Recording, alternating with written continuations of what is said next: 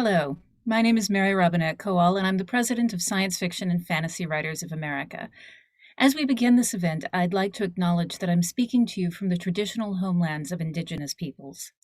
There were at least 8 tribes in what is now Tennessee during the time of European colonization. Those Indigenous people are the Muskogee Band of Creek, Yuchi, Chickasaw, Chickamauga Band of Cherokee, Choctaw, Eastern Band of Cherokee, Shawnee, and Seneca. By the 18th century, the Eastern Band of Cherokee Indians were likely the only native people living permanently in Tennessee, and they were mostly forcibly removed by European settlers. Wherever you are in our shared virtual space, take a moment to consider whose land your corporeal form sits in.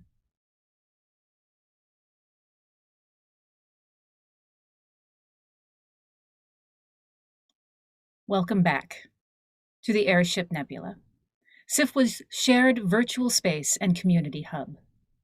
Tonight, I am delighted to be your host for the launch of the 56th Annual Nebula Awards. In previous years, we've simply sent out a press release to announce our finalists, but we've always wanted to do more to celebrate and highlight these amazing writers. This year, for the first time, we are announcing the finalists to you live and bringing you audio samplers of each work read by professional narrators. We're grateful to SAG-AFTRA for their continuing partnership with us. Stories are how humanity makes sense of reality. We are living through history, and our words are how we share what we have learned with those who will come after us. All of these finalists helped us imagine new realities in 2020. For our first category tonight, it is our great pleasure to present the finalists for the Andre Norton Nebula Award for middle grade and young adult fiction. Raybearer by Jordan Efweko, narrated by Shammen McCune. My mother was like morning mist, here, then gone, vanished in clouds of jasmine. My tutors bowed superstitiously whenever they passed her wood carving in my study. They called her the lady. I delighted in our resemblance, the same high cheekbones, full lips, and fathomless black eyes. Her carving watched as my study brimmed with scholars from sunup to moonrise. They chattered in dialects from all 12 realms of the Arit Empire. Some faces were warm and dark, like mine and the ladies. Others were pale as goat's milk with eyes like water, or russet and smelling of cardamom, or golden with hair that flowed like ink. The tutors plied me with riddles, shoving diagrams into my hands. Can she solve it? Try a different one. She'll have to do better than that. I didn't know what they were looking for. I only knew that once they found it, I would get to see the lady again. A Wizard's Guide to Defensive Baking by T. Kingfisher, narrated by Marisa Blake. There was a dead girl in my aunt's bakery. I let out an undignified yelp and backed up a step, then another, until I ran into the bakery door. We kept the door open most of the time because the big ovens get swelteringly hot otherwise, but it was 4 in the morning and nothing was warmed up yet. I could tell right away that she was dead. I haven't seen a lot of dead bodies in my life. I'm only 14, and baking's not exactly a high mortality profession. But the red stuff oozing out from under her head definitely wasn't raspberry filling. And she was lying at an awkward angle that nobody would choose to sleep in, even assuming they'd break into a bakery to take a nap in the first place. Stardaughter by Shweta Takrar, narrated by Amy Landon. My mother is a star. I am half of the earth, half of the heavens. Cut me and I might bleed silver. My skin is a rich brown, the exact shade of my human father's skin. But my hair is long and thick and frosted like the moon. In my chest burns a fiery core that beats in time with the music of the spheres, their song deep and layered with dreams. My mother is a star, one of many bright jewels who sing praises in the skies, who view us from on high. She chose to come down and make a life on earth. But it wasn't long before she yearned to go home. Nothing could truly hold her here. Not my father's proposal of marriage, not my birth into the world, not even our nightly dances together in the yard after devouring the dinner my father had cooked, when we'd flee the sink full of dishes to spin and turn, washing in the light of her family above. Our family. Elotsoe by Darcy Littlebadger. Narrated by Shommen McCune. Ellie bought the life-sized plastic skull at a garage sale. The goth neighbors were moving to Salem, and they could not fit an entire Halloween warehouse into their black van. After bringing the purchase home, she dug through her box of craft supplies and glued a pair of googly eyes in its shallow eye sockets. "Got you a new friend, Kirby," Ellen said. "Here, boy. Come on." Kirby already fetched tennis balls and puppy toys. Well, sure, anything looked astonishing when it zipped across the room in the mouth of an invisible dog, but a floating googly skull would be extra special. Unfortunately, the skull terrified Kirby. He wouldn't get near it, much less touch it. Maybe it was possessed by a demonic vacuum cleaner. More likely, the skull just smelled weird. Judging by the soy candles and incense sticks at the garage sale, the neighbors enjoyed burning fragrant stuff. A Game of Fox and Squirrels by Jen Reese. Narrated by Marisa Blake. Sam unwrapped the gift and gasped. A Game of Fox and Squirrels was written in faded type across a battered box. The ampersand was swirly and inviting, and Sam couldn't help but run her fingertip along its wild, swooping curves. "It's a card game," Aunt Vicky said. "We can play it later, if you want." Sam gave Aunt Vicky a quick smile. "Thanks, it looks interesting." And she meant it. She traced the design on the box again. There was something special about this game, she could tell. Maybe something a little magic. Excerpt from the Rules for Fox and Squirrels. Winter is fast approaching, and you, brave squirrel, must prepare. Your survival depends on finding and storing nuts for the cold months to come. You will do this by collecting sets and runs of cards. So simple. But there's a catch, isn't there always? In this game, that catch is the fox.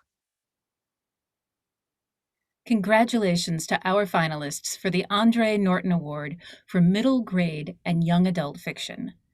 Now let's celebrate 6 writers who used limited words to craft stories of great impact. We present to you our next category.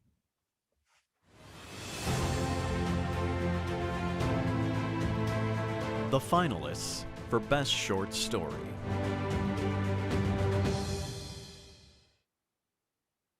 Badass Moms in the Zombie Apocalypse by Ray Carson. Narrated by Amy Landon. The undead are like sharks, drawn to blood. But they're drawn to birth even more, and they seem to have favorites. I guess I'm a favorite, which means we must run before the flesh-eaters trample the gate. My go bag has been ready for weeks, for exactly this moment. But I'm frozen in place, because Eileen can no longer drink water. Eileen?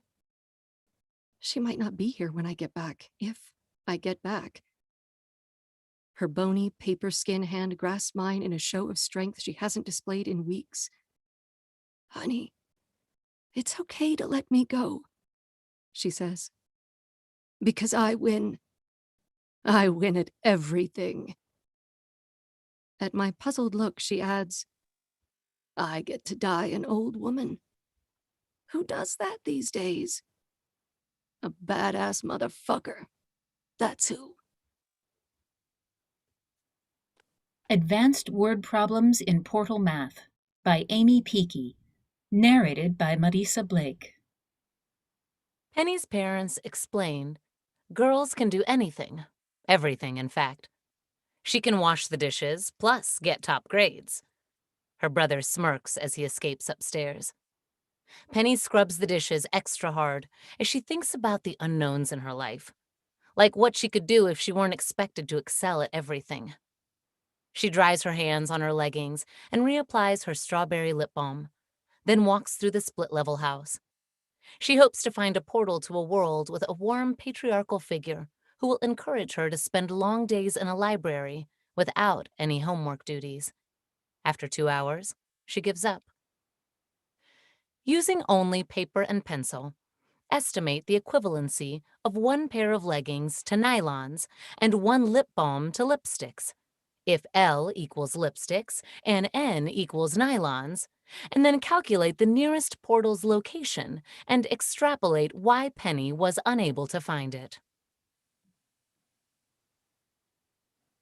A Guide for Working Breeds by Veena Jiamin Prasad, narrated by Tori Barron and Cary Hite. Default name, KG109030. Hey, I'm new here. Thanks for being my mentor. Although I guess it's randomly assigned and compulsory. Anyway, do you know how to make my vision dog-free? Constant Killer CK2-00452. Do you mean fog-free? Your optics should have anti-fog coating if your body is newly issued. Is the coating malfunctioning? Default name, KG1-09030. Oh, no. I meant like literally dog-free. There's a lot of dogs here somehow, but they don't seem to be real ones. The humans I've asked say that the things I'm seeing as dogs are actually non-dogs. At least I think I was asking humans. They might have been dogs. Anyway, I tried searching city filled with dogs. Help! But I just got some tips on traveling to dog-friendly places. Did you know that we're the 5th most canine hostile city in the region? Constant Killer CK2-00452. Just send me the feed from your optics. The 8000ers by Jason Sanford, narrated by JamesPCronin. He spoke once, the words whispered by frozen lips on a face so frostbitten he looked like a porcelain doll. I found him below the summit as our expedition bottlenecked before the Hillary step on our final ascent of Mount Everest. And above the bottleneck, more climbers, dozens of people snaking to the top in their insulated red and orange and bright color parkas and boots and backpacks, as if the mountain bled a trickle of rainbow neon blood. I leaned against a rock overhang, numb and cold and exhausted, and focused only on climbing higher. I thought the man sitting under the overhang dead until I saw condensation rise from his lips. Spindrift snow danced around him. "Don't let me die," the man whispered. No one else had noticed the man, or they'd ignored him, like all the dead bodies we passed on Everest. My Country is a Ghost by Evyania Triantafilou, narrated by Amy Landon. When Niobe tried to smuggle her mother's ghost into the new country, she found herself being passed from one security officer to another, detailing her mother's place and date of death over and over again. "Are you carrying a ghost with you, ma'am?" asked the woman in the security vest. Her name tag read Stella. Her lips were pressed in a tight line as she pointed at the ghost during the screening, tucked inside a necklace. She took away Niobe's necklace and left only her phone. "If she didn't die here, I am afraid she cannot follow you," the woman said. Her voice was even, a sign she had done this many times before. Niobe resented the woman at that moment. She still had a ghost waiting for her to come home, comforting her when she felt sad, giving advice when she needed. But she was still taking Niovi's ghost away. Open House on Haunted Hill by John Wiswell. Narrated by Cary Hite. 133 Poisonwood Avenue would be stronger if it was a killer house. There is an estate at 35 Silver Street that annihilated a family back in the 1800s, and its roof has never sprung a leak since. In 2007, it still had the power to trap a bickering couple and an endless hedge maze that was physically only 300 square feet. 35 Silver Street is a show-off. 133 Poisonwood only ever had one person ever die under its roof. Back in 1989, Dorothea Blasco had refused hospice and spent 2.5 months enjoying the sound of the wind on 133rd Poisonwood's shingles. 133rd Poisonwood played its heart out for her every day. The house misses 1989. It has spent so much of the time since vacant. Today, it is going to change that.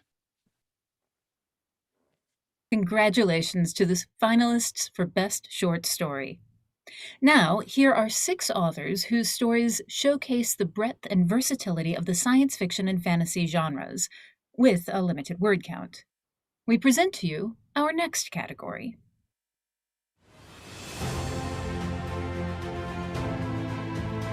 The finalists for Best Novelette.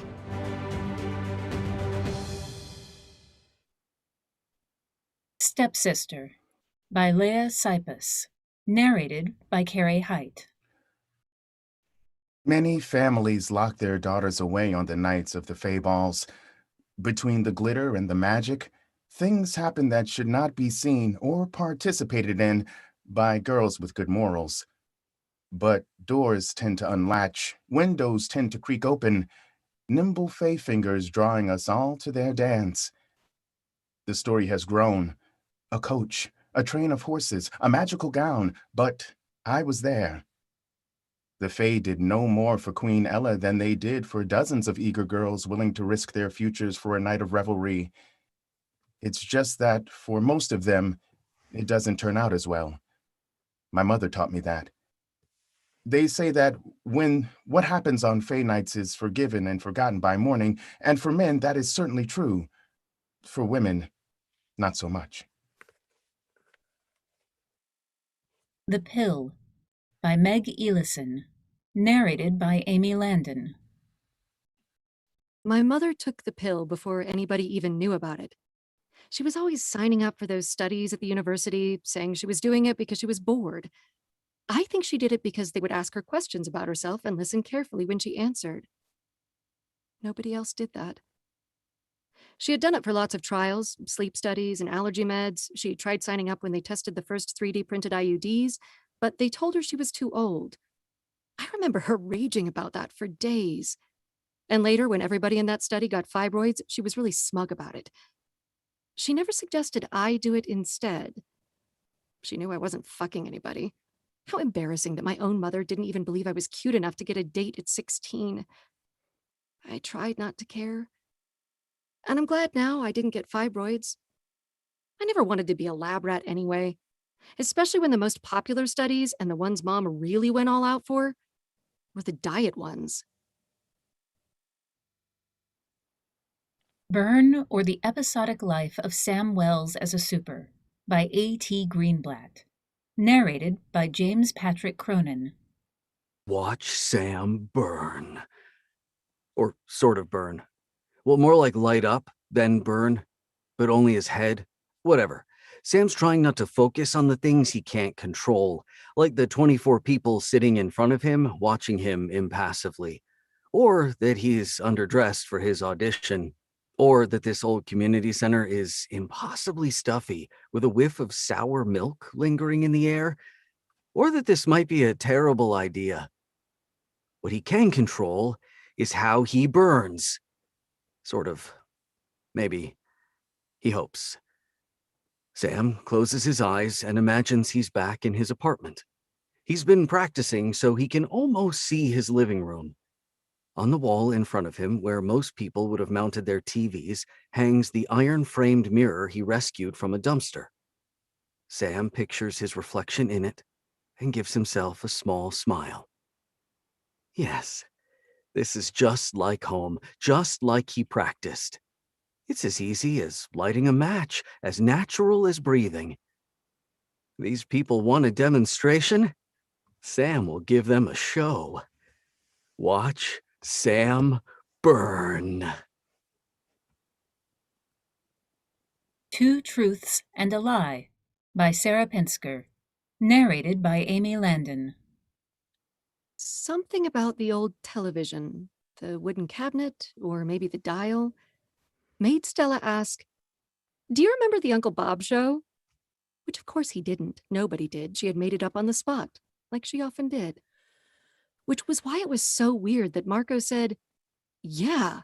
And the way he looked straight into the camera, it was like he saw me, specifically me, scared me to death. But he said, "Come back next week." And I always did, because I felt like he'd get upset otherwise. As he said it, Stella remembered too.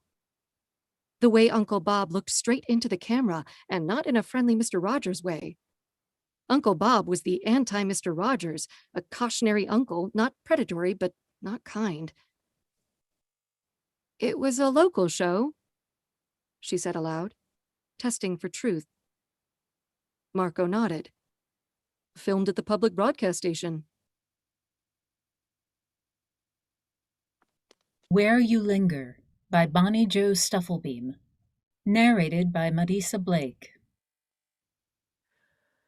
We all make mistakes. As I sit on the floor of my bedroom, surrounded by the journals I kept in high school and in my 20s, and fill out the doctor's form, I tally mistakes in the corner of the page. Before marriage, before Dover's and my quiet nights trading words and sharing thoughts between binged television episodes, relationships were tumultuous. My tallies reflect this, particularly the final tally, the one that got me into this mess to begin with. The doctor didn't ask me for a tally, just brief descriptions of all sexual encounters, mistakes or not, to jog my memory along with the age in which I experienced them. But I needed to prove to myself that the dissolution of my marriage wasn't unique, that it hadn't been a surprise. I should have seen it coming. Shadow Prisons by Carolyn M. Yoakum. Narrated by Tori Barron. Vivian didn't feel safe. She was wearing her true face, and only a few feet away was a shadow prisoner, a shade, the news feeds said they were called. And who knew what crimes this shade had committed? That featureless form could be anyone. It could have done anything. The shade approached people seemingly at random, trying to talk to them. It was heading her way. Vivian didn't want trouble. She walked away briskly and adjusted her privacy settings to project a generic to anyone who wasn't a known contact. She noticed a handful of other shades. Were all these people criminals before the new system was implemented, or were they being thrown into shadow for newly committed crimes? Vivian's chest tightened, her panic rising. She couldn't shake the notion that the shadows were spreading. Contagious. Congratulations to our Best Novelette finalists. Now, all writers create worlds for their characters before handing them over to the audience, but our next writers take things a step further by making the audience part of the story. We present to you our next category.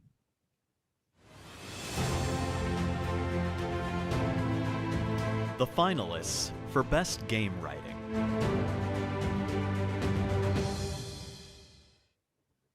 Blazeball by Stephen Bell, Joel A. Clark, and Sam Rosenthal. Narrated by Shammen McCune. An excerpt from the Forbidden Book, opened after the Season 1 election, Section 5 of page 1. 5. Playing the game. A. The game of Blazeball should be played between two teams. B. Each game should take place, redacted, on the immaterial plane. C. Weather, redacted. In the case that, redacted, a solar eclipse shall last until, redacted. D. There are, redacted, in Blazeball, redacted. E. When a team is on defense, redacted. F. The pitcher must throw the ball, redacted, unless, redacted. G. Once the ball is in play, redacted, immaterial plane, redacted. H. The team with the most runs will win the game. I. Shame phase. If the home team scores the winning run in the bottom of the final inning, the away team must complete the game in shame, despite being mathematically eliminated. J. Nothing truly matters. K. Crying in Blazeball is redacted. Hades by Greg Kasavin.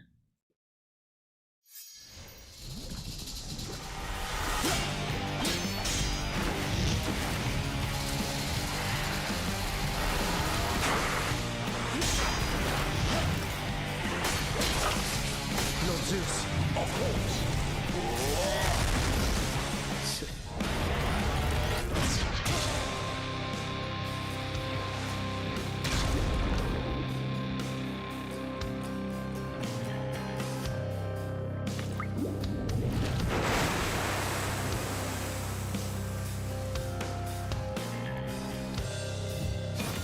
All right, one more time.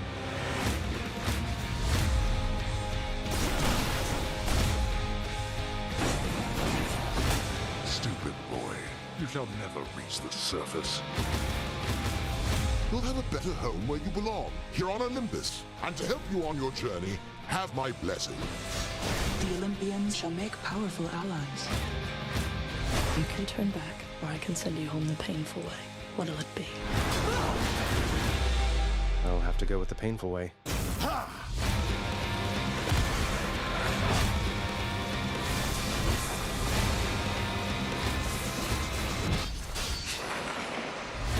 That was for last time.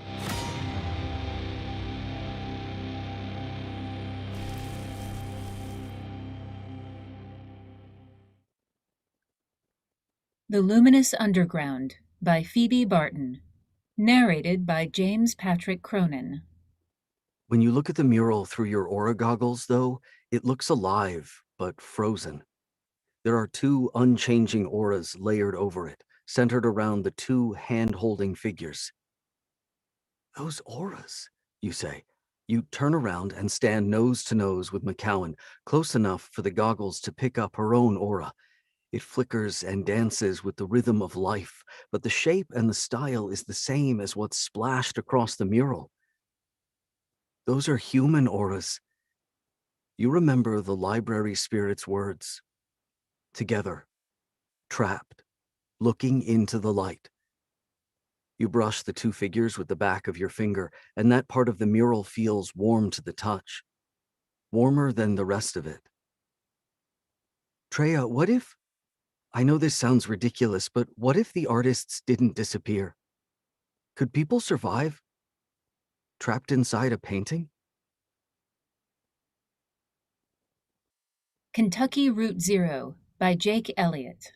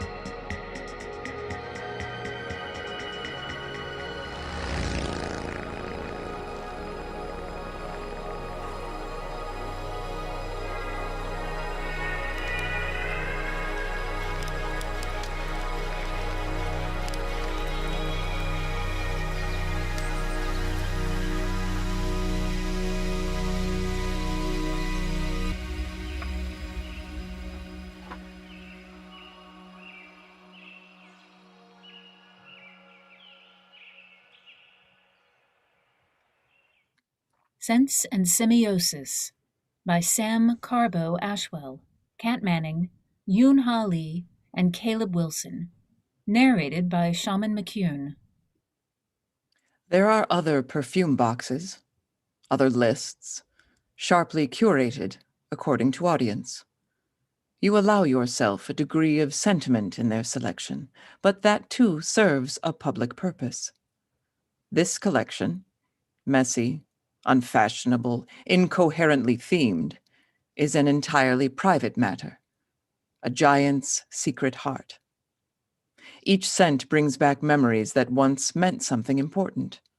They might still, but scents change their character as they slowly break down, and history molders unless given air. Once in a while, you clear an evening, unlock the chest, and unstopper your old selves to see what they are to you now. The casket is deliberately not organized in any particular way, and you avoid the impulse to go through it in order. Your other routines have system enough. You run a hand through the vials, as though dangling your arm from a boat to touch the water, and pick out one, two, a third, for any reason, or none.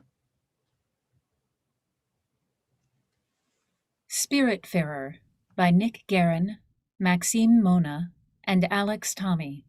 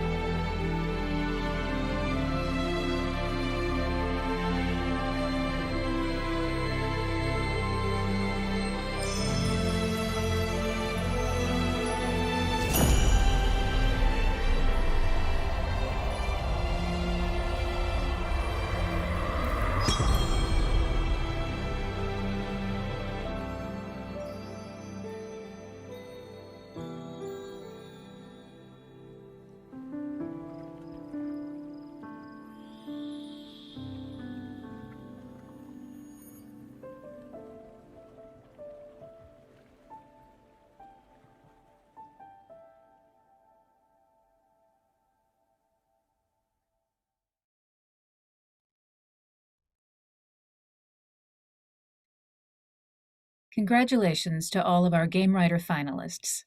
Our next writers use only words on a page, but they tell stories that are nothing short of groundbreaking. We present to you our next category.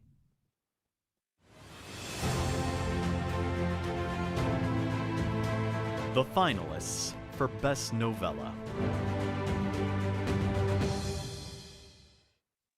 Tower of Mud and Straw by Yaroslav Barsukov, narrated by JamesPCronin. The man dropped his arms, panting like a runner who'd crossing the finish line. Shay untwisted the valve until it clicked. and the humming died. The tulip relaxed, the hanging end softly hitting the floor. Trying to hide his own breathing, he turned to the others. 10 more degrees, and this thing would have imploded. I guess you've never seen it, which is good, but I can describe it to you. It sucks in everything in a 50-foot radius. Everything. Wood, metal, stone walls, people, itself. Chews things up, leaves behind twisted remains. He glanced at the Labrador guy and fully saw him this time. The trousers, baggy at the knees, naive eyes, a stubble of red hair, sweat stains under the armpits, the evidence of the torture Shay had inflicted. I'm sorry, he wanted to say, but then thought, I can say sorry by making it right.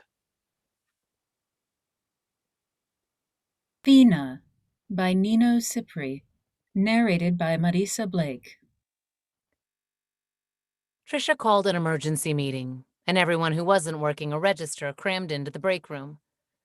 Ava went to the far side of the room, opposite to where Jules was standing.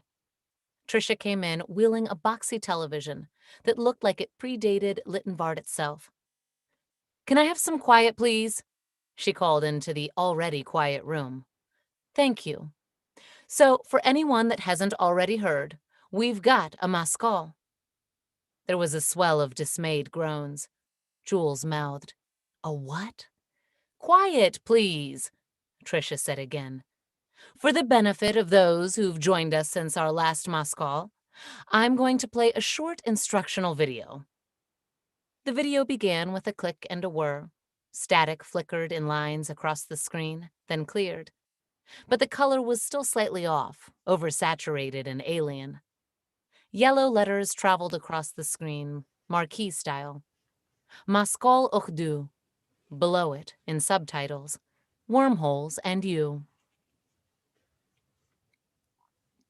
Ring Shout by Finderson Jelly Clark, narrated by Shammen McCune.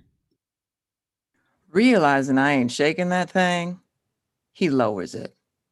Well, we finally get to meet you, Maurice. I grimace at hearing my name. You know me?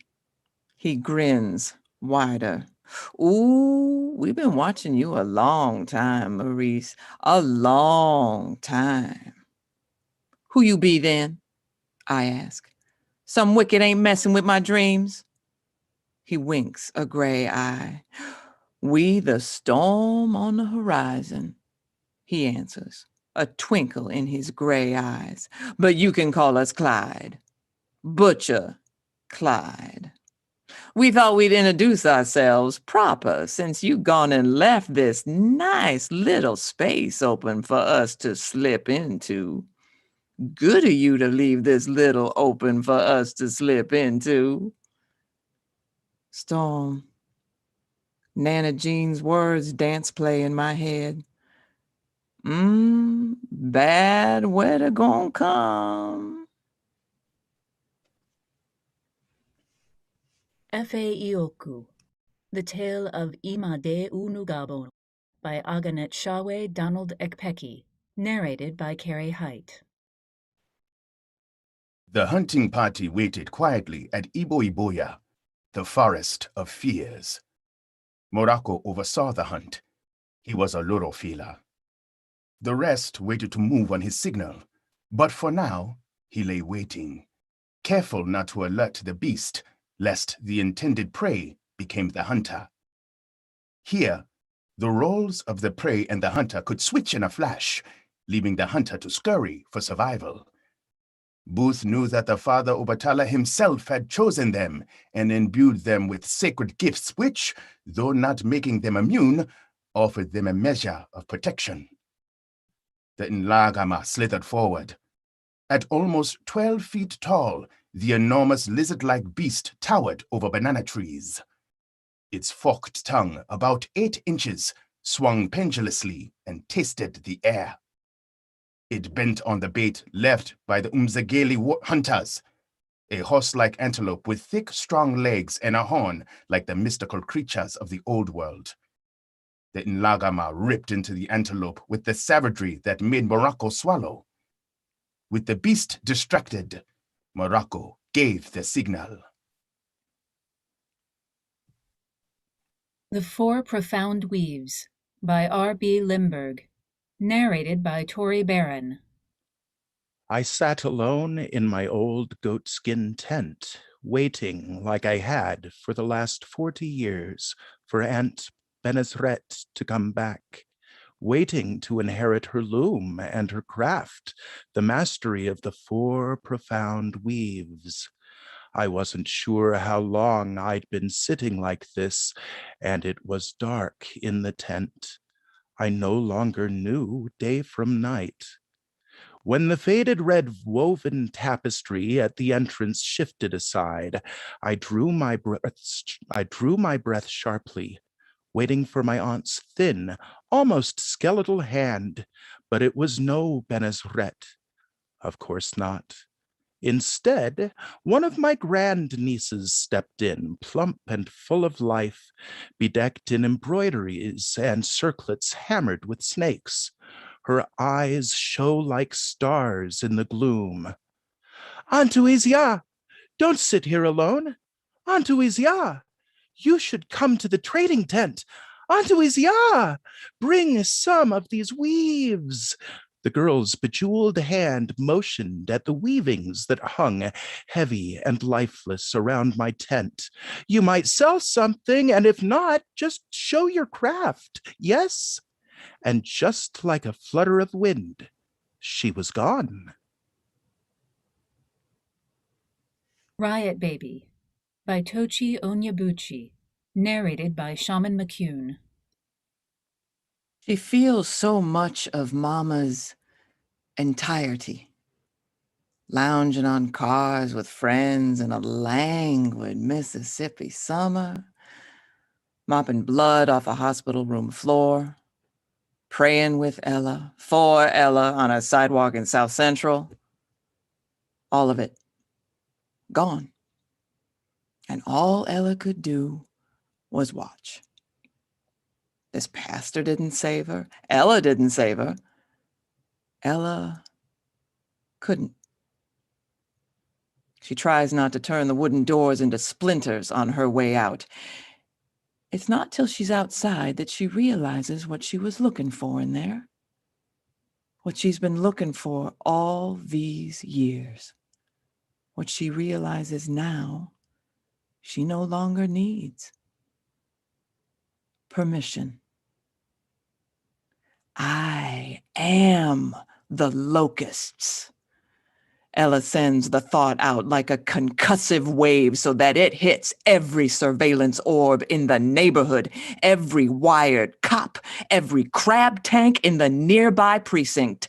I am the locusts and the frogs and the rivers of blood. I'm here.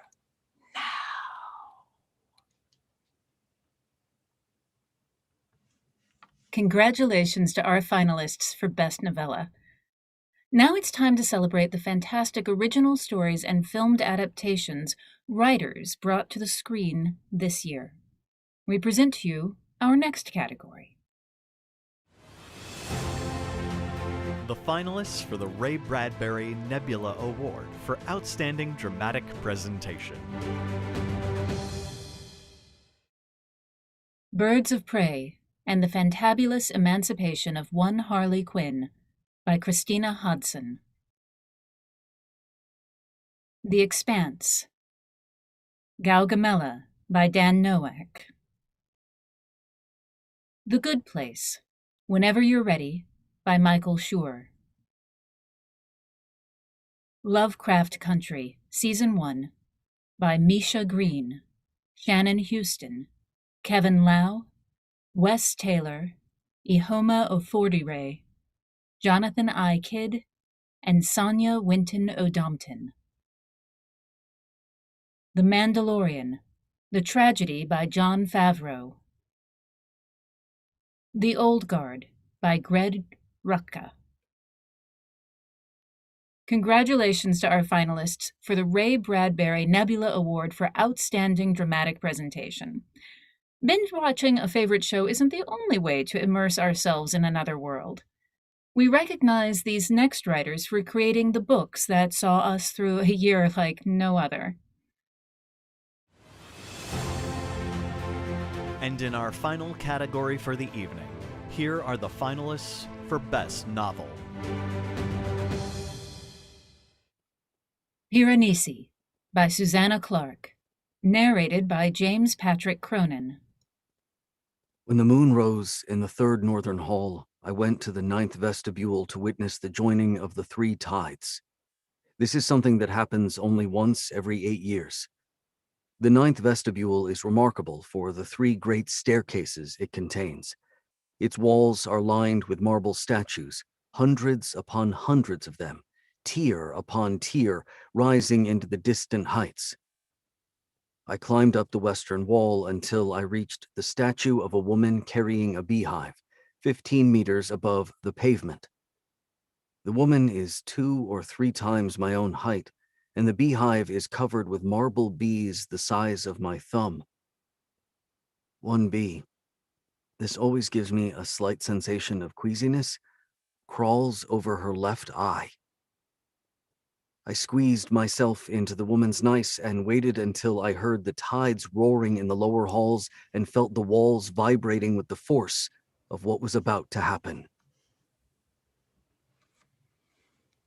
The City We Became by N.K. Jemisin, narrated by Shammen McCune. This is the lesson. Great cities are like any other living things, being born and maturing and wearying and dying in their turn. Duh, right? Everyone who's visited a real city feels that, one way or another. All those rural people who hate cities are afraid of something legit. Cities really are different. They make a weight on the world, a tear in the fabric of reality, like black holes, maybe. Yeah. I go to museums sometimes. They're cool inside, and Neil deGrasse Tyson is hot. As more and more people come in and deposit their strangeness and leave and get replaced by others, the tear widens. Eventually, it gets so deep that it forms a pocket, connected only by the thinnest thread of something to something, whatever cities are made of. Mexican Gothic by Silvia Moreno Garcia, narrated by Marisa Blake. The house loomed over them like a great, quiet gargoyle. It might have been foreboding, evoking images of ghosts and haunted places, if it had not seemed so tired, slats missing from a couple of shutters, the ebony porch groaning as they made their way up the steps to the door, which came complete with a silver knocker shaped like a fist dangling from a circle. It's the abandoned shell of a snail, she told herself, and the thought of snails brought her back to her childhood, playing in the courtyard of their house, moving aside the potted plants and seeing the roly-polies scuttle about as they tried to hide again, or feeding sugar cubes to the ants despite her mother's admonishments. Also the kind tabby, which slept under the bougainvillea and let itself be petted endlessly by the children. She did not imagine they had a cat in this house, nor canaries chirping merrily in their cages that she might feed in the mornings. The Midnight Bargain by C.L. Polk, narrated by Amy Landon. I did not raise my daughters to hide from difficult truths, Mother said, using the calm tone Beatrice knew from hours spent in schooling. This is an object of magic. It is made from an alloy of silver and antimarum. Only magicians can craft them. They have kept our bodies safe for children for thousands of years. Beatrice would only wear it sometimes, when she was pregnant, only then. I understand, she said. You do not understand. Mother raised the collar. Put it on. Beatrice shied away. You can't until the ceremony. I know. Mother said. Women don't know what the collar is like until they marry. But it's bad luck. That is what they say. Mother agreed. Raise your chin, Beatrice. Mother, please. Cool silver, and something hair-raising slid around her throat. She tried to pull away, but Mother was too fast for her. The collar clasp clicked shut.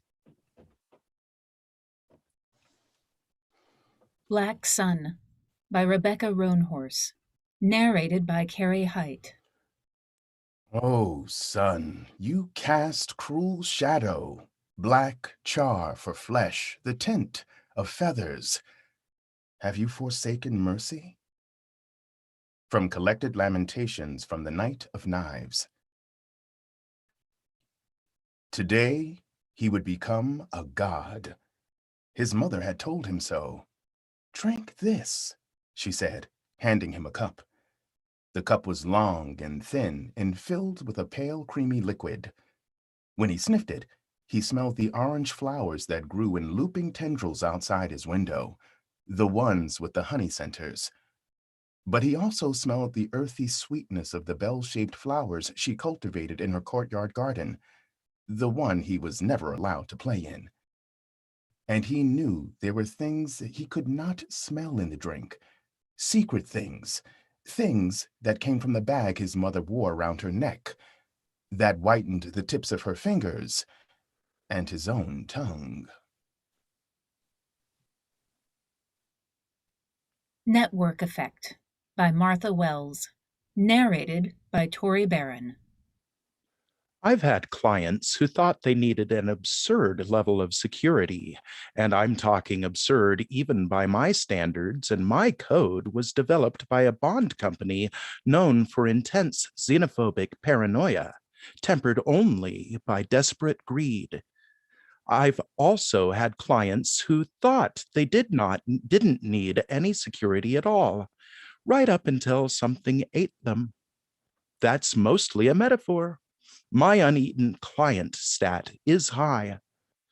Dr. Arata, who is what her marital partner Overse calls a terminal optimist, was somewhere in the comfortable middle zone.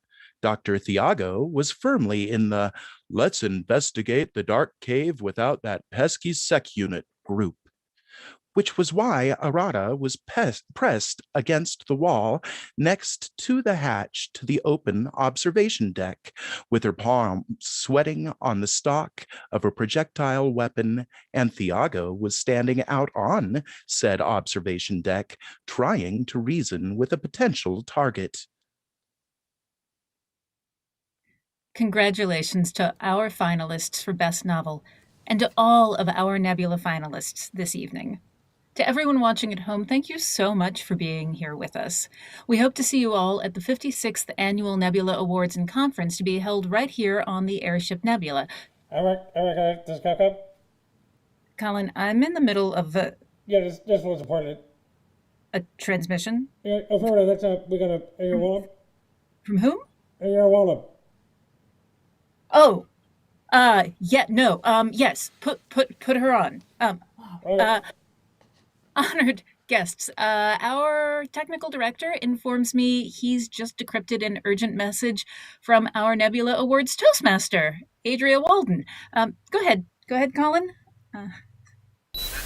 Airship Nebula, this is Scouting Pod Roundabout. Do you copy? Hello? I think I have all the transmissions gear working again. I've just been on this pod for so long. Did you forget about me? Did you forget about me? Get in a pod, they said. Oh, you'll be fine, they said. Oh, don't worry, you definitely won't drift off to an unrecoverable distance after your communications gear gets fried by a space dragon, they said. For those of you receiving this, please know that Cuddles and I are doing fine. We're just fine. Yes, Cuddles, I am fine. I'm fine. Okay, well, you also didn't think it was a good idea for me to make sourdough out of that glowing alien yeast, and remind me, how did that turn out? That's right, you loved it. You loved it. So stop interrupting me. Oh, sorry about that. Anyway, you remember Cuddles, the space dragon who showed up at last year's Nebula Awards ceremony? Yeah, well, don't worry about us.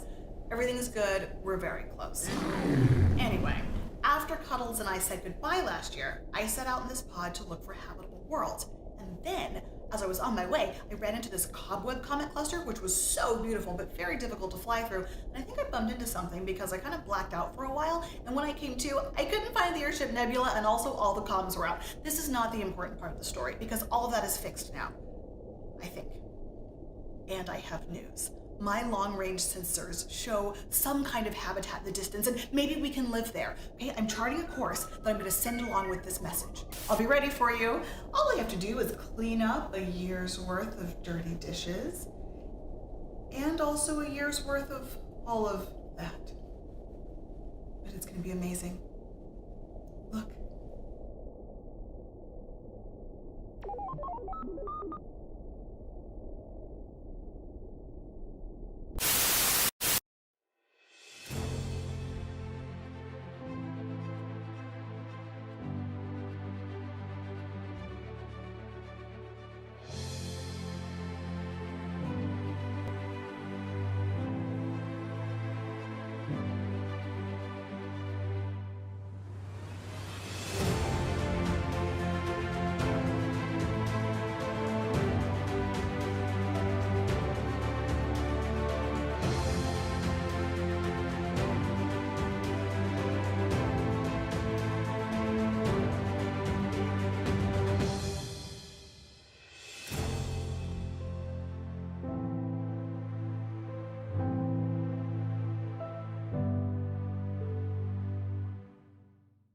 All by myself in the morning, all by myself in the night.